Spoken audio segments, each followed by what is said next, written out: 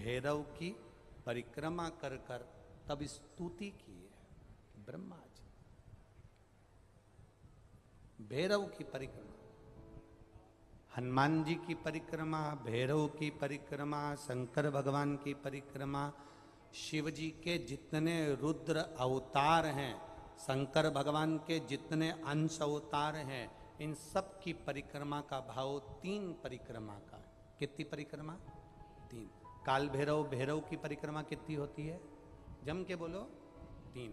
हनुमान जी की परिक्रमा कितनी होती है? 3। शंकर के जितने अवतार, मेरे भोलेनाथ के जितने रुद्र अवतार हैं, मेरे शिव के जितने अवतार हैं, मेरे शंकर के जितने अंश अवतार हैं, उनकी सबकी परिक्रमा 3 है।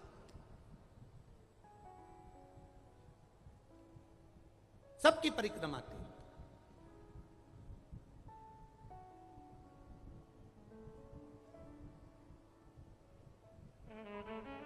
शिव परिक्रमा का भी भाव है, 3 परिक्रमा शंकर की भी है, पर पूरी नहीं।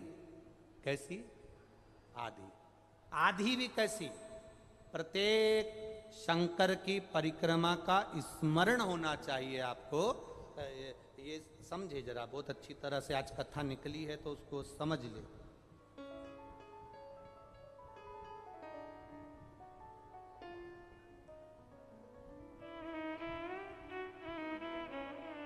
जैसे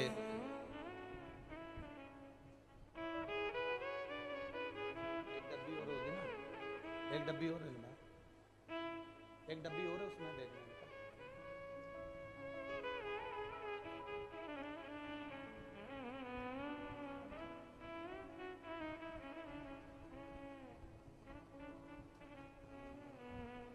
जैसे ये शिवलिंग है, बहुत सावधानी से समझना, सावन का महीना है, बहुत प्रेम से समझिएगा। शिव की आदि परिक्रमा जब हम करते हैं, उस परिक्रमा का फल हमें बाबा कब प्रदान करते हैं वो समझने वाला विषय। ठीक है? ये शिवलिंग, ये जलाधारी, ये भगवान के चरणारविंद जहाँ गणेश, कार्तिकेय, अशोक सुंदरी है, उस स्थान का। अब मंदिर के बीच में गर्भगृह में ये शिवलिंग रखा है। हम जब परिक्रमा चालू करते हैं तो यहाँ से यूं गए और यहीं से हम वापस आ गए, वापस हम यहीं से आ गए। शंकर की परिक्रमा पूर्ण कब मानी गई? आधी परिक्रमा को पूर्ण कब कहा गया? शिव की परिक्रमा को हम पूर्ण कैसे मान सकते हैं? हम कहते हैं, हमारे शास्त्र कहते हैं कि शंकर की 3 परिक्रमा करो, या भगवान की 3 परिक्रमा करो, या देवता की 3 परिक्रमा करो। परिक्रमा का फल कब मिलता? परिक्रमा का अंश फल कब मिलता? शिवलिंग जलाधारी मंदिर के बीचों बीच है।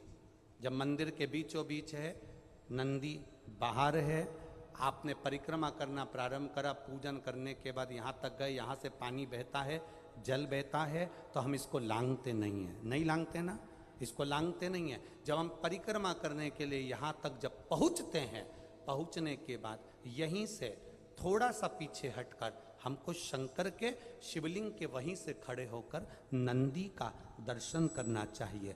जब हम परिक्रमा कर कर वापिस लौटते हैं, नंदी का इस शिवलिंग के सम्मुख से जब बाहर बैठे नंदी का हम दर्शन करते हैं और वापिस अपनी जगह पर आकर खड़े होते हैं, तब हमारी परिक्रमा एक पूरी मान ली जाती है और उसका फल हमें प्राप्त होता है। उस परिक्रमा का फल, हमने शंकर भगवान की परिक्रमा करी, किसी ने कहा आदि परिक्रमा करो, हम यहाँ तक गए, यहाँ से लौटकर वापिस आ गए। उस परिक्रमा करते समय हमने नंदी का दर्शन एक बार भी नहीं करा। अगर नंदी का दर्शन नहीं करा तो उस परिक्रमा का कोई फल हमें प्राप्त नहीं हो सकता। उस परिक्रमा का कोई फल हमें प्राप्त नहीं हो सकता। अब 3 परिक्रमा हमारा वर्णन किया, तो 3 परिक्रमा क्या करोगे? यहां वापिस आओगे, यहां वापिस जाओगे क्या? बोलो जम के, वापिस जाओगे क्या? नहीं।